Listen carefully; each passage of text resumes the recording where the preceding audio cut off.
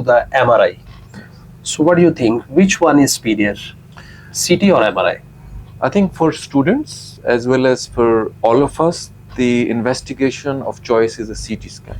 HRCT is the investigation that we need to do for cholesteatoma evaluation, surgical planning. Role of MRI, diffusion weighted images come into play if you have done a canal wall up procedure or if you've done mastectomy with cavity obliteration, where you cannot examine the cavity for possible recurrence of cholesteatoma. In those situations, if you want to follow them up, instead of doing what used to be a second look operation, you can do diffusion weighted MRI. Right. So for surgical planning, MRI is not, the MRI is only used in certain situations, like if you suspect recurrence and there are a lot of granulations and the cavity is full, you don't know whether it's cholesteatoma or something else. For hidden areas, you can use MRI in revision cases. But primary investigation for, I think, is a standard HRCT. If you are operating surgeon, CT scan is extremely helpful. It is very difficult to take bony information from the MRI. If you are planning for surgery, the good choice is CT scan. Regarding the consent,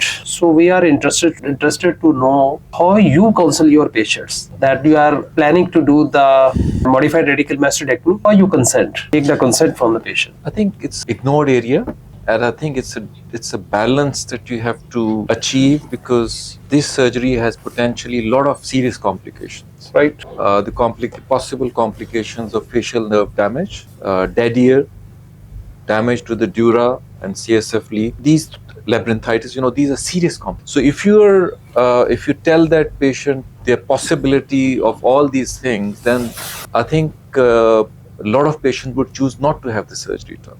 Right. So therefore, your counseling has to be very informed counseling. You have to give them some statistical data that this is the possibility of a facial nerve damage, whether it's going to be, most likely it's going to be temporary, it recovers if it happens. Similarly, the risk of dead ear, whatever it is, 1% or whatever, but that's an experience set. But at the same time, you also have to tell them that the cholesteatoma in itself is likely to give you more damage and complications if you don't get it done. Right. It's just like counseling a patient for laryngitis. Although it may look very, very grave to the patient that this can happen and this can happen, but you have to tell them the other side of the story as well. And in informed consent, I think we must give them some data, some percentages that this is the possibility of 2-3 things I think we must list in consent form. The facial risk of facial nerve, but the only trouble is that the statistic data that you available comes from very experienced centers. Sir. So if you're talking about a guy who's a experienced otologist says the risk is 1%, and then you are a beginner. Yes, sir. You give that statistical risk. So I think you have to be honest with that patient, that you tell them that. But I think everybody should make an effort not to have these complications. In the different departments have different protocols. Some do from the post-aurical approach, others do the end-auric. So what you suggest for beginners who are starting the mastoid surgery, they start post-aurical or end-aurical? We know that both approaches had different indications. Yes. So which one is safe for beginners? I think one message is that you should learn both. Right. But which patient should have an endoral approach and which patient should have a post-oral approach depend on your training and your trainer and your mentor, as well as the indication. I think there is an emphasis now that one should have small cavities. Right. Either primarily you should do a mastectomy with a small cavity, or we should obliterate cavity in a way that it's not a big cavity, which is a discharging cavity. For beginners point of view, I think a safer approach is a post-oral approach, because it gives you a good exposure. You can expose the mastoid. You can do almost everything with the post-oral approach. Right. However, in certain situations, end-oral is difficult approach to learn. I've taught you guys, but that's not something which is taught everywhere. But in certain situations, like if you're dealing with an attic cholesteatoma, it's a sclerotic mastoid, and if you want to approach from anterior to posterior approach, then end-oral is the approach of choice. Therefore, this is why I said diagnosis of cholesteatoma is not enough. You need to know the extent of the disease. You need to know the pneumatization of the mastoid. You need to know the exact nature of ossicles, involvement, any involvement of the tegment. So all these put together, I use all that information to decide before surgery whether I'm going to use end-oral or post-oral, anterior to posterior or posterior to anterior. Right. And this is where I think we should learn both, because every patient would require a different approach. Right. But if you ask me which one is the easier, I think one should start with post-oral. Right. Because in the post-oral approach, if initially you are doing the cortical mastectomy, you may identify the lateral canal. Yes. And that is very important landmark to proceed further. Because in post-oral, your angle is different. Yes. So if you're doing mastectomy with an end oral, Yeah. I think as a beginner you may struggle with those things. Right. Because to maintain the air canal and do mastectomy, in the experienced hands you can do that. But post-oral I think is something where one should familiarize with all the structures and the landmarks. Sir, my next question is regarding the facial nerve. This is the single most important fear to the operating surgeon. So, what is your advice? How we must identify the facial nerve? Either we identify its landmark first, or first facial nerve, confirm it with the landmarks. So, what should be the approach? I think it's facial nerve is, you want to see it first, Right. but you're likely to see it last. Right. Because the disease is such that it usually covers that area. And I think the best thing is not to go for it first. Right. First, do a mastectomy, identify sigmoid sinus, clearly identify the lateral semicircular canal. If there is one most important landmark in mastectomy surgery, I think it's the lateral semicircular canal. Right. It can lead you to anywhere. It will tell you where the facial nerve is, it tell you the relationship with the ossicles.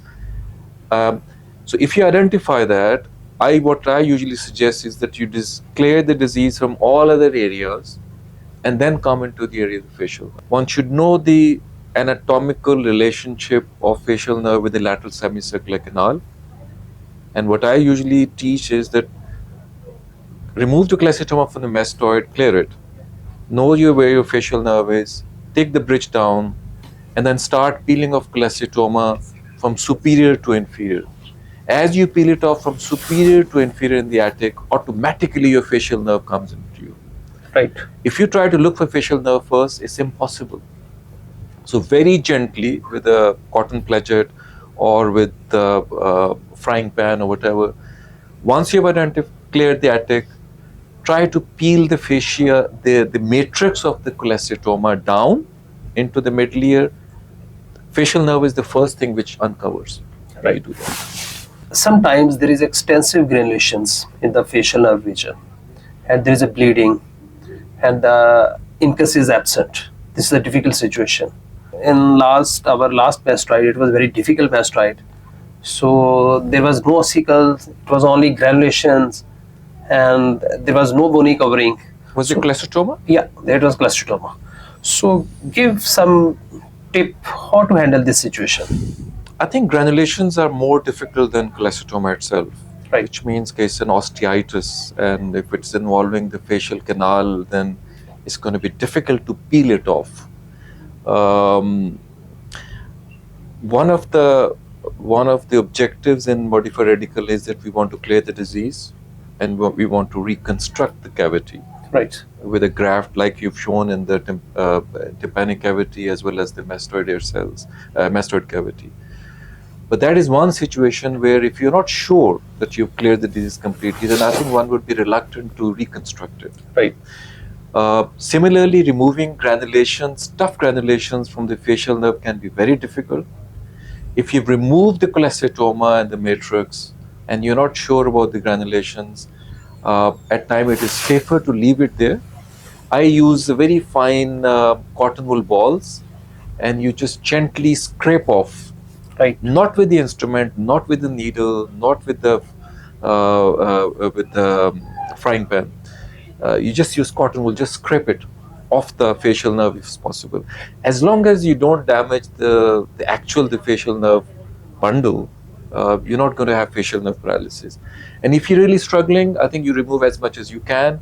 Perhaps I would not graft that ear, Right. and I would leave it open. Right.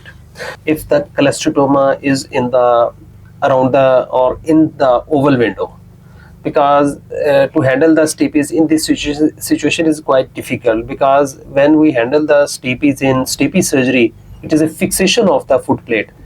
But in this situation, the stapes is a very fragile. So how you handle this difficulty? With a lot of care. With a lot of care. Absolutely. I think, as I said, the most difficult area you should leave till the end. Right.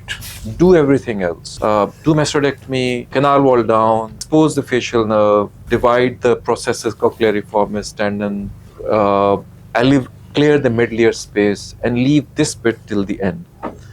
Then I generally use a very fine suction, and you can't use cotton flagellates in that situation. So you need to have fine curved needle and very gently peel off the sac from the foot plate. I think we're talking about a situation where there is no suprastructure. Yeah. Yeah. Try to peel it, but you have to be extremely gentle.